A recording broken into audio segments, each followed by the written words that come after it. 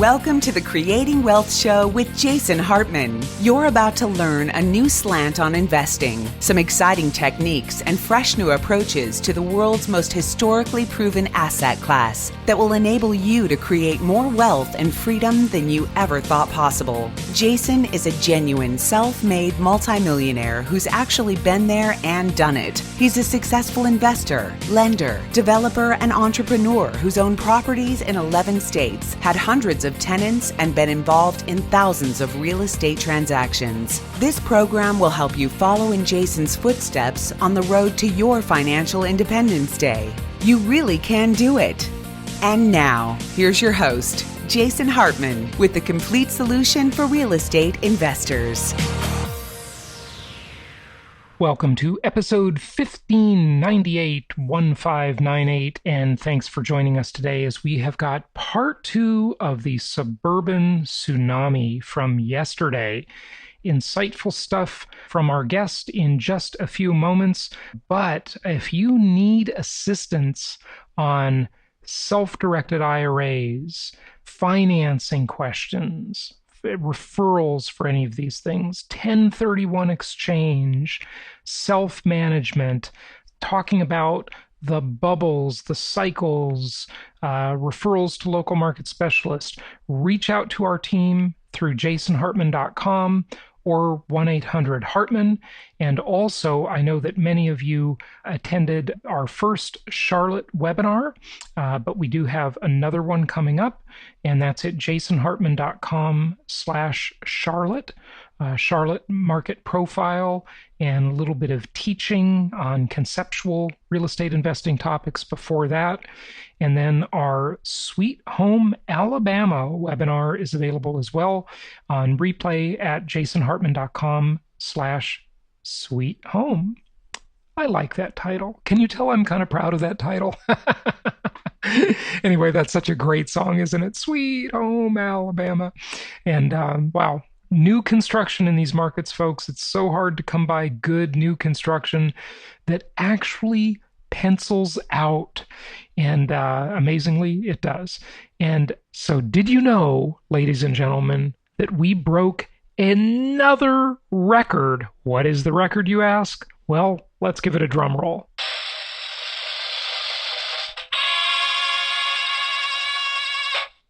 The record is interest rates. Yes.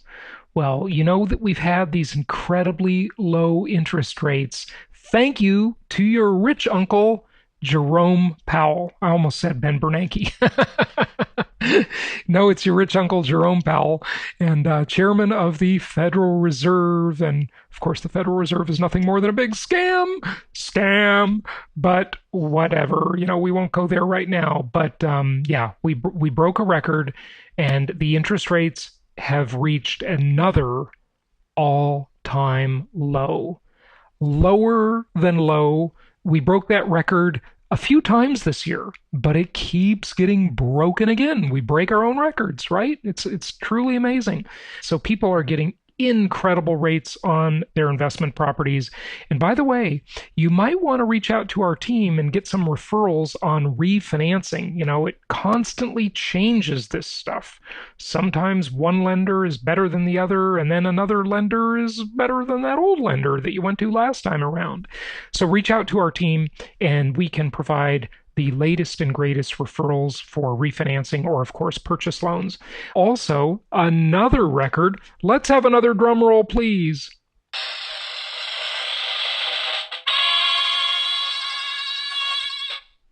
You know, when I do that, the dog really freaks out. She doesn't know what's going on. Do you, puppy? No, she doesn't know. Anyway, the other record, listen to this one. Now, this is not in keeping with my personal philosophy of how things should be. But no one cares what I think about how things should be. The world just does things without me.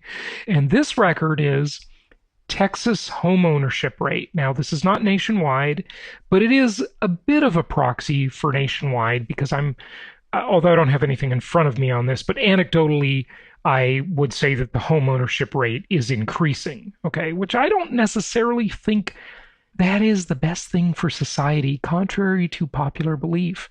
I I don't agree with that. I used to think that. But what really changed my mind about that is reading that big front page article in, was it Time magazine? I almost want to say, was it Newsweek? But Newsweek isn't printing anymore. But back then, maybe they did. And it was about 10 years ago. I was in some airport somewhere, and I picked up the copy of that, and on the cover it said something like, "Is homeownership good for us?" or something, or "good for society," or something like that. And the opinion was that it was always good. The idea of people making an investment in the community, establishing roots, and all of that, on the surface, that seems like a good idea, right? I mean, people that have a stake in something tend to treat it better, right? They feel like they're part of a neighborhood, part of a community, part of society, right? But the problem is, among other things, this is just one of many problems with homeownership, high homeownership rates, is it makes the economy more stagnant. It makes people more stagnant. And they found in these studies that unemployment rates were actually higher in these rates with high home ownership this was during the Great Recession, of course, I'm talking about. But like I've said, the best thing you can have on a resume is mobility, to be able to move to where the jobs are, right? And that's why I don't necessarily think this is the greatest thing. But I'll share it anyway because it's news. So Texas homeownership rate reaches an all-time high. Record low inventory is pushing up home prices in the Lone Star State. Now, those statements you could substitute almost any state, not every state, but almost any state, certainly the states we do business in, and the title would read the same, because this just happens to be about Texas, but it's certainly true in Florida and Georgia, just the same, okay? It just talks about how the homeownership rate is now at an all-time high of, are you ready for this? Now, just to give you a little context, okay? So during the George Bush era, Bush number 2, right? The thinking was that it was incredible that we saw the homeownership rate in the country, nationwide, get up into the high 60s, okay, percentile. Now, what was it? I don't have any of this stuff in front of me, but I think it might have been 69% or 68%, okay? Then we saw that homeownership rate decline as the foreclosures happened and the short sales happened, and, people just couldn't afford to buy houses because their credit was beat up after even a strategic default, right? They hurt their credit report. And so they cycled out of the owner market into the renter market, and we saw rental prices increase, and landlords were saying, yay! They were saying, yeah, that's what they were saying. Hip, hip, hooray. And so as they were, I entertain myself, don't I? As they were doing that, they saw upward pressure on rents, and that was a great thing. But then as we went into cycles where prices were going up dramatically, everybody got worried, and they thought, we better buy a house. Let's get a house, right?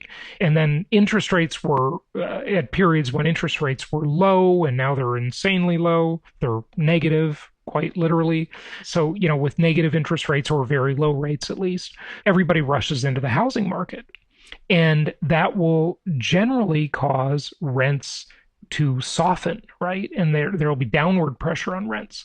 But right now, we are hearing all kinds of stories from our clients that when the tenant moves, they're actually happy to get those people out, because the next tenant, they can get $100 a month more, whereas they couldn't get away with that increase with the same tenant. Sometimes. One of our investors actually told me he was getting $200 a month more with his new tenant than he was before. So he was super happy they left.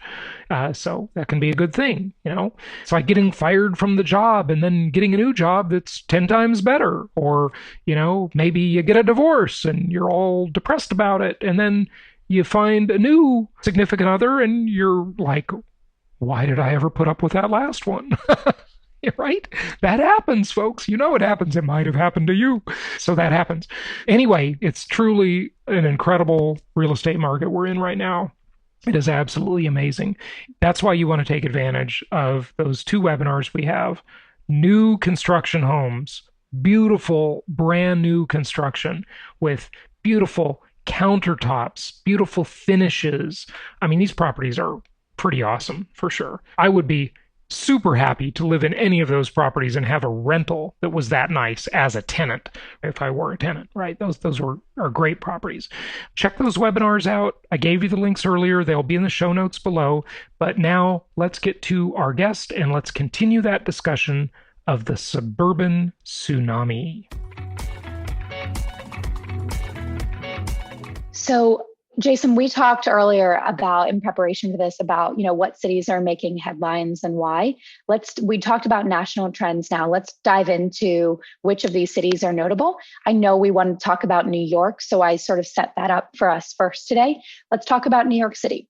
So the COVID-19 effect on New York City. So what we saw was, and this goes back to the conversation we just had about inbound and outbound growing. We saw inbound moves to New York drop year over year, and we saw outbound moves grow by 20%. So when both of those things happen simultaneously, you have an exodus. And that's what we're seeing in New York City. Now, New York has been a net loss city, not by much, but a net loss city for the last 4 years, according to our data. But the loss actually tripled during the pandemic. And that's where we see the exodus. Fun fact, of the New Yorkers who moved to a different state, the top destinations were Florida and Connecticut. And there was a higher than average increase, particularly in New York, of moves over 100 miles, 41% year over year. So what you're about to see on the next few slides as we talk about this is that New Yorkers actually did go very far. So San Francisco residents like to stay in California. New Yorkers dispersed all over the country during this time period, and that's really interesting. Mm-hmm. Okay, so where did they go? Long distance speaking, what we're looking at on the screen here is a map of the states that New Yorkers moved to. Not surprisingly, we have New Jersey topping the list. That was my exact path. I'm in New Jersey right now. California, we're looking at number 2. And then 3, 4, and 5 are Florida, Connecticut, and Texas. I want to point out Florida and Jason, the numbers that you see here in terms of year-over-year growth, this is from New York State to Florida State. There's a 91% year-over-year growth during this time period. Connecticut, 141% growth. Wow. We're going to dig into that one in just a minute. Yeah. And Pennsylvania, you're about to see on a metro side, Pennsylvania and Philly, the New York to Philly corridor, that is hot right now. Yeah. So we're just looking at a state map right now. Let's turn that into cities. What I must say, what I am surprised is California being number 2. That does surprise me because, you would think that, the trend that was already happening, as you alluded to, Jenna, is that people were leaving New York already. They've certainly been leaving California as well. The high tax rates are pushing people out, the business unfriendliness. And so COVID has accelerated that a lot, especially if it's a high density area. But yeah, let's look city by city. Right. We'll look city by city. It's hard to tell at a state level, considering how big California is, to sort of dissect that a bit. Okay. So what we're seeing here in terms of metro areas. So if you were living in the New York metro area and you moved the long distance out of New York, where did you go? And this map is showing cities all over the country. So we have New Yorkers going to Washington, D.C., no surprise. To your point, Jason, about California being on the list, you have LA and Orange County being number 2. That surprises me. So people leaving New York City are moving to LA or Orange County. That's the number 2 move for them. And the number 1 move is Washington, D.C. It could be people going home, right? There's this concept of going home. You talked about halfback before, but there could be Californians living in New York and they said, whoa, this is a little scary right now. I'm going to go home where it's not so bad. LA was not quite as bad from a COVID perspective at the beginning, early stages. Yeah, well, lower density, yeah. Right, and you can spread out a little bit there. So our top MSAs here for New Yorkers to move to were Washington, LA, Philadelphia, 88%. So the New York City to Philadelphia moves increased 88% year over year. Great news for Philadelphia. A lot of people moving in, housing prices going up, et cetera. Chicago and Atlanta with a 63% year-over-year growth.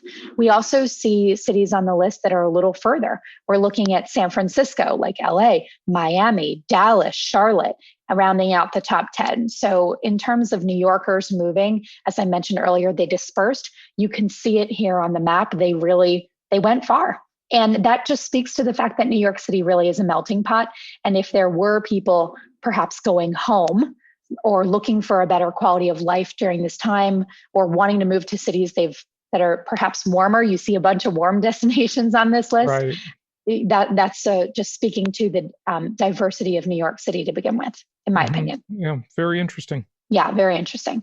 Okay, and let's specifically focus on Manhattan. I'm a Manhattanite. I had to throw this in here. So of people who did not move within Manhattan and they left but stayed local, where did they go? Number 1, Brooklyn, not shocking. Number 2, Jersey City. Number 3, Long Island City. Number 4, Stamford. And number 5, Hoboken, New Jersey. I just want to call out one here for Stamford. The Manhattan address to Stamford address increased 150% year over year in terms of growth. So Stamford is experiencing a major influx of Manhattanites, not Brooklynites, not Jersey City, Manhattanites. And, we've talked to some people in Stamford, and I have some friends there, and I said, watch out. New Yorkers are coming in, and they're prepared for that. And the one thing that's really worth noting is we did a sort of a deeper dive into Connecticut and found that obviously Stamford is an interesting home it's an interesting place to live for New Yorkers because it's a very easy commute back and forth to New York. It's a one-shot train. Right. However, some of the cities in Connecticut that require 2 trains or a transfer, those experienced influxes as well. And that made me think, like we said, we have to think about the data. I was thinking about this, and our team was, and what we realized was people who think that their work from home will be able to continue moved further to the 2 trains. People who felt like they might need to go back to work stayed in Stamford. So Stamford's a great location in case you have to go back. Yeah, right. Okay. Right. Okay, let's talk about San Francisco. Interesting one here. We saw this city on the number 2 loss list based on population size. That's a huge statement for San Francisco. And San Francisco, just like New York, has also been a net loss city for the past 4 years, minimally. But again, losses tripled during the pandemic. And we added a line chart here for anyone who can't see this. What this chart is showing is since 2017, what has been the delta between moves in and out of San Francisco. And you're seeing, a reverse hockey stick here of, San Francisco sort of holding strong as a very minimal net gain loss city, meaning the same amount of people were moving in as leaving, slightly below 0, falling on the loss side. And then as the pandemic has struck, you see a very large drop off from 2019 to 2020 in terms of the actual loss that the city is experiencing right now. So really, really interesting to see San Francisco, just losing some folks. And if we look at where they are going, we pulled the same maps here that we just talked about for New York, state by state. So people from San Francisco, what states did they go to? They're going to Texas. Why am I not surprised? Yeah, they're going to Texas. Texas has been the pick for Californians for so many years. And I bet a lot of them are moving specifically to Austin from San Francisco. Should we check it out? Next slide. Yeah. Okay, next slide. We're looking at now, these are the top 10 MSAs that San Franciscans moved to. What's interesting, I want to come back to Texas, what you just said, but look at where these cities are compared to New York. Every city on here, most of them are West Coast. So for the listeners online, we have where San Franciscans moving: Los Angeles, Sacramento, Seattle, San Diego, New York, Stockton, California, Portland, Vegas, and then you have DC and Austin. And what's really interesting about this is San Francisco residents stayed West Coast. New Yorkers spread across the country. Right. Well, I think the New Yorkers figured if we're going to move in the bargain, we might as well try and get better weather. I agree. Yeah. So, and everybody likes lower cost of living. So, yeah, okay. Especially coming from either one of these two cities. Absolutely. They're outrageously overpriced. Right. Yeah. And to your point about Austin being one of the top destinations, you're absolutely right. There it is as the number 10. Yeah. Well, I had dinner 10. with Tim Ferriss right after he moved to Austin. And, he famously left Silicon Valley to live in Austin, and it's a very similar vibe. It's just a much less expensive version of Silicon Right. Valley. Yeah. Right. I have to admit, super jealous you had dinner with Tim Ferriss. I'm a fan. I have a signed book of his. I must tell you something interesting. Our dinner was I kid you not, it was a 4-hour dinner. He wrote the book, The 4-Hour Workweek, The 4-Hour Chef, The 4-Hour Body. Yeah. Right? And, that's so funny. And then we had a 1-hour dessert after that. So at another place. So yeah, it was a long dinner. I'm really jealous. He would be on my my top list of people I'd want to have a 4-hour dinner with. Yeah. Maybe one day. Tim, if you're listening. Yeah, there you go. Call me. Okay. So we talked about where San Franciscans are going. And then let's talk locally, just like we did for New Yorkers. Check this out. All destinations in the top 10 that San Franciscans move to locally are obviously within California. The top 20 cities that San Franciscans moved to were also within California. Mm-hmm. We're looking at, obviously no shock here, within local. We're talking about San Francisco downtown addresses moving to San Jose, Sunnyvale, Oakland, Mountain View, Fremont, Santa Clara, Dublin, Pleasanton. They're just moving to the suburbs. They're getting exactly. They're not moving to inexpensive areas, but they're still less expensive than the city proper, right. And they're right there. So they still have all their same contacts, their same social circles. Yep, exactly. You might just change your nail salon and your pizza place. Yep, exactly. Okay. So what I also wanted to do, we talked about New York, we talked about San Francisco. I just wanted to sort of pinpoint some other notable cities that you might find interesting. So we're just going to jump around the country a little bit here, if that's okay. Sure. So let's talk about Boston for 1 second. So Boston has been a net loss city again for 4 years. However, the losses doubled during COVID. Not as severe as New York and San Francisco, but we did see an exodus. And you can see a line chart here of the net gains and loss, and Boston moving toward a more severe net loss in the recent months of the pandemic. Boston was also the third greatest loss relative to the population. You remember Odessa was number 1, San Francisco number 2, Boston number 3. And fun facts, where are Boston residents going if they are leaving? They're going to New York, number 1, Washington, number 2, and Providence, Rhode Island, number 3. Providence, interestingly, experienced an 84% growth year over year from folks from Boston. So just I'm really wanted to surprised they would go to New York. I mean, if you're talking about New York City, that does really shock me. I thought the same thing. And then I started digging into this concept of home, right? New York is just a melting pot, and there could be people from Boston. There are many people from Boston living in New York, and vice versa. They're so close together. And, Boston is a little bit more quaint, in my opinion. Mm-hmm. So if you're looking for that big city lifestyle, you might be moving to New York. Okay. That's Boston. We have our same type of concept here. We're going to look at Vegas. You called out Vegas as a really interesting one earlier in the show. Vegas was our third largest net gain on the national list relative to population. And what's interesting is net gains in Vegas have been steadily increasing year over year over year. And the widest gains, basically the gap of gain, increased during the pandemic significantly. And you can see that right here in this chart. We're looking at a line chart of the last few months of 2019 and into the pandemic months of 2020. And we see a huge spike in Vegas in terms of gain around April into May and June, which is when mobility started to pick up. People were moving to Vegas. And overall, we saw a 51% growth year over year in Las Vegas in terms of inbound moves. And if you're curious where they're coming from, which I was, they're coming from, as you called it, really West Coast areas. You've got Los Angeles, number 1, San Francisco, San Diego, Seattle, and then Chicago is your little outlier, but some West Coast big city folks moving into Las Vegas. Mm-hmm. Yeah. Yeah. Well, no state income taxes compared to, if you're doing well, you're going to pay 13.3% in California, maybe 16.8% soon. Right. So it's, yeah.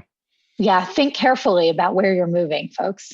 Okay. So that's Las Vegas, just really interesting data here. I want to call out Denver, and my next slide is going to be about, we're going to talk a minute about Denver and a minute about Austin. Denver and Austin have been on the map, metaphorically speaking, for a while as very hot cities to be. About 10 years ago, they were, I would call them maybe tier 2 cities that were growing. These are now tier 1 cities that have experienced huge relocation booms over the last 10 years. Denver's been a really hot mover destination for 4 years in a row. And it actually this year ranked number 11 on the national destination list, up 2 spots from number 13 last year. So Denver and Austin growing neck and neck, hand in hand. They're both doing really well. And they're both benefiting in terms of resident growth during the pandemic. And interestingly, only 2 of the top 20 are origination cities into Denver, meaning of all the cities that sent residents into Denver, only 2 of the top 20 were within Colorado. That means 18 of the top 20 were from outside of Colorado. People are moving to Colorado for a better quality of life. They're moving in from all over the country. And here's a full list. I thought you'd find this interesting. Net gain to relative to population again in Denver. We have where are people moving from? Number 1, like I said, Fort Collins, Colorado. Number 2, New York City. So, when you look at the data about people leaving New York and people where they're going, you also then need to move over to the destination cities and look at the inbound. And that's what we're doing now. It's like, okay, if all these people are moving to Denver, where are they coming from? They're coming from Fort Collins, New York City, Los Angeles, Chicago, Colorado Springs, San Francisco, Dallas, DC, but they're coming from all over and they're being attracted to Denver for a lot of reasons. It's just a really hot market and it has been for quite a while. Yeah. Now, Denver's a great city. I love Denver. Yeah, me too. Now you're going to see something very similar in Austin. I'm flipping a slide here for those listening. We're now looking at Austin, Texas. Again, hot mover destination for 4 years in a row. Austin ranks number 14 on the national destination list. And 7 out of the top 20 origination cities were from within Texas. The other 13 came from all over the country. Very, very similar patterns to Denver. And if we look at where they're coming from, number 1, Houston into Austin. Number 2, Dallas into Austin. Number 3, San Antonio into Austin. So a lot of folks within Texas are moving to Austin, which is really great, keeping it local there. And then outside of Texas, you have San Francisco, New York City, and Los Angeles. So there are a lot of folks moving into Austin from all over the country, same as Denver. And I just wanted to call those out as just being 2 cities to keep your eye on. I mean, as if it wasn't already, but in terms of investment, I think your viewers will appreciate absolutely. that. The problem with some of these cities, they may be great markets, but they're too expensive to provide good cash flow. So, for example, 8-10 years ago, that was about the last time we did any business in Denver. The last time we did any business in Austin was maybe 14 years ago. They both got too expensive. Right. And so the rents never keep up with the prices, and so those rent value ratios stop working after a while. But they're both great cities, and I mean, compared to LA and San Francisco and New York, they're a bargain. Right. Interesting. I'm going to skip ahead. I'm going to come back to the next slide. I want to skip ahead based on you're talking about cash flow here. We did put together a list of cities to watch in terms of long-term growth, as well as for immediate impact to local businesses. And on this cities to watch list, we chose a combination of cities based on year-over-year growth and inbound moves, pandemic-specific growth relative to population size, multi-year relocation trends, housing and rent affordability, and also the job market in each city. So for long-term growth, we have 3 cities to watch. We chose Denver, Raleigh, and Phoenix. So curious your take on those. And then the only ones that will work in there are maybe Raleigh. We haven't done any business there in a while. On the second list, Charlotte's the only one that'll work. But years ago, we did do a lot of business in Salt Lake City. It just also got too expensive, though. Yeah. Right. The second chart here that you see, for those listening, we called it a for local business. This is a city list to watch for local businesses, meaning there is extreme growth in these cities during the pandemic, which can impact local businesses, impact school districts, impact health systems, et cetera. So this is more just like not necessarily for investment growth, but more so for, hey, local economy, watch out, Stanford, Charlotte, and Salt Lake City. Yeah. Cool. I'm going to back up one slide. I just want to hit that while we were talking about it and just back up here. So question is, what should our country expect moving forward? What do we want to pay attention to? And I pulled some data here from a few different sources, including our own mover data that we've gone through. Essentially, I'm predicting that we're going to see a little bit more of the same for this year. However, I think more people are more willing to move right now than they were earlier in the pandemic. Why? Earlier in the pandemic, A, we didn't have a grip on how long this was going to last. And B, we didn't know who it was going to affect, where it was going to affect. People were fearing job loss. And if you're not fearing job loss as much right now, or your business has rebounded, you might be more willing to make a risky move, not risky, but make a move. So I do think that if people were going to move, the relocation boom is, in my opinion, just getting started, right? We're going to start to see shifts. So a few bullets here that we're sharing. I completely agree with you, by the way. Oh, good. Yeah. Good. Great. And here are just a few reasons why we feel this way. Remote work continues to be an opportunity for Americans to relocate wherever they want. It's not just work from home, it's work from anywhere. Right. And 54.7% of newly remote workers want to relocate over 2 hours away or more from their current location. That's from an Upwork study of remote workers it was just recently released, I think a week or two ago. But that's over half of people who are newly remote want to move over 2 hours away. That's a great sign for moving. It's a great sign for new economies. It's a great sign for all these cities that we just talked about. Second bullet here is Americans who needed a new home for a new lifestyle, they have moved. If they needed to make an immediate move, they did. And there's been a lack of home inventory at the moment, which is leading us to believe that the summer sales season slowing.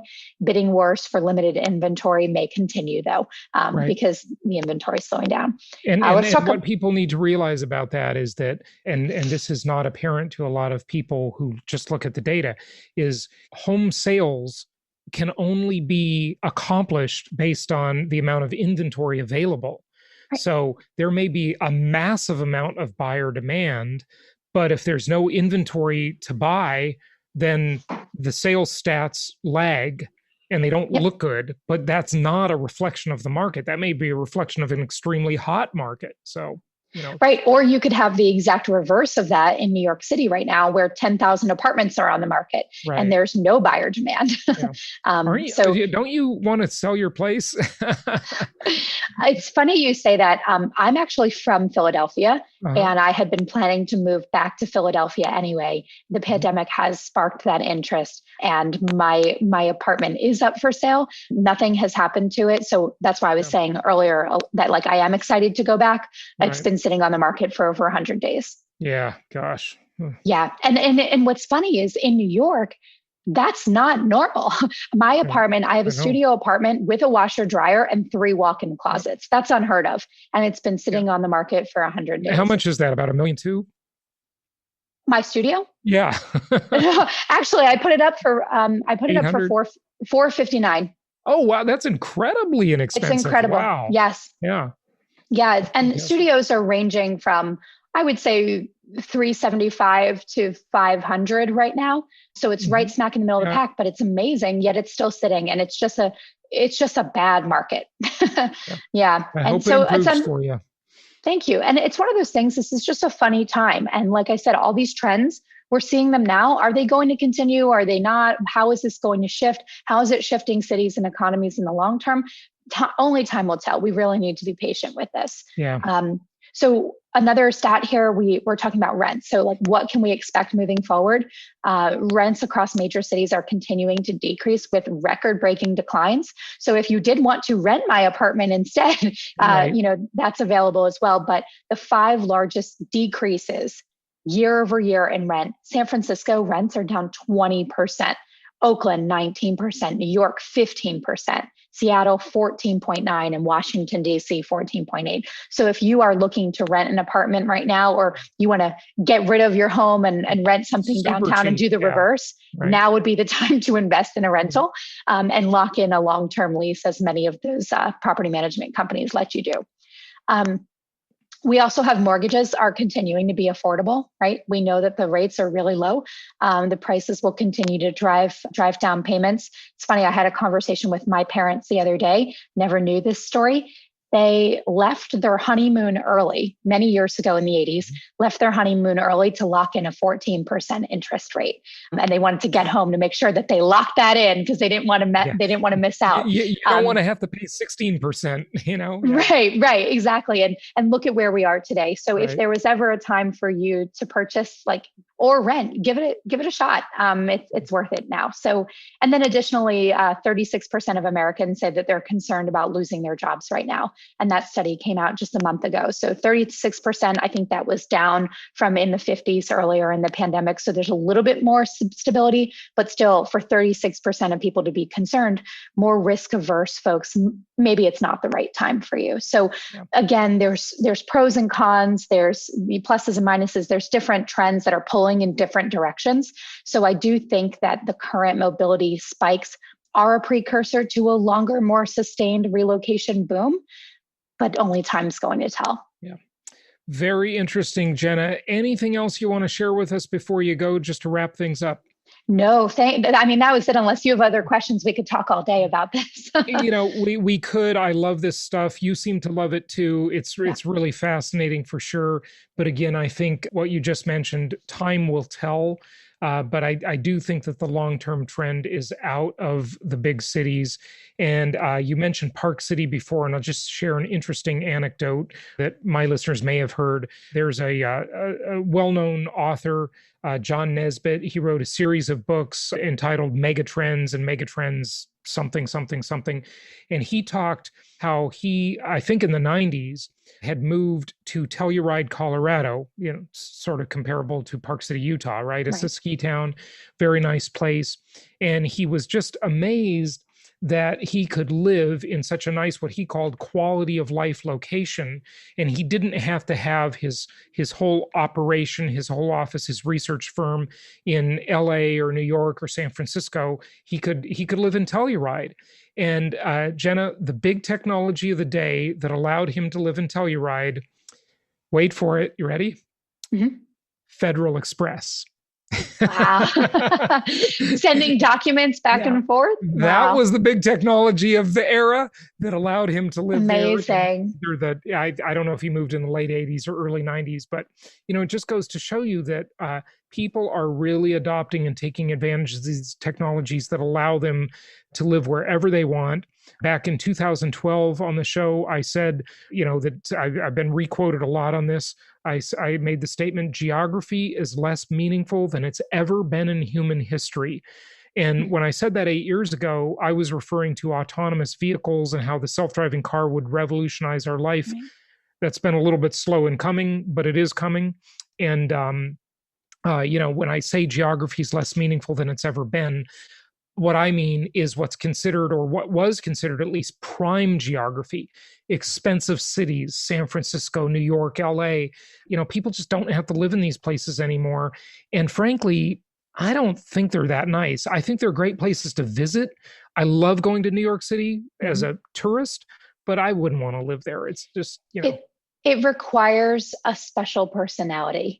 I've done it for 12 years and now here I am living at the beach. I can see the ocean and I run on the beach every day. And that is just a different lifestyle. Running in Central Park is different than running on the beach. And try everything. You know what I mean? Like you've shared in this segment just now, you've moved all over the country. And at the end of the day, if geography is truly less important, it opens you up to so many more possibilities. And that's what I think, if there is any kind of silver lining at all related to the pandemic, it has opened people's minds up to where do I want to be? What do I want to do? Do I want to continue working for this company? Do I want to be closer to my family in case something happens? And, it opens your mind to, it's allowed us all to pause a little bit. And, and as it relates to moving, and, a lot of people are rethinking this. Americans, and I assume people all over the world are the same, are really rethinking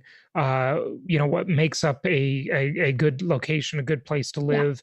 Yeah. And they're making new decisions. They're voting with their feet, and we'll see how it all turns out. Jenna, we'd love to have you back in the future to give us an update on this stuff. Do you want to give out a website or anything? I know Updater is like an invitation only type thing, but sure. Yeah. Everyone, if you're moving and you need moving tips or you want to access, we do have some free tools available. You can book your internet with us online and a few other features, which is fantastic. But if you're interested, updater.com. And if you are a real estate agent, a property management company listening, we'd love to work with you and partner to help ease the friction around moving for your clients and residents. So give us a call from a B2B perspective. Excellent. Good stuff. Jenna, thank you so much for joining us. Thank you for having me. This was a blast. Thanks.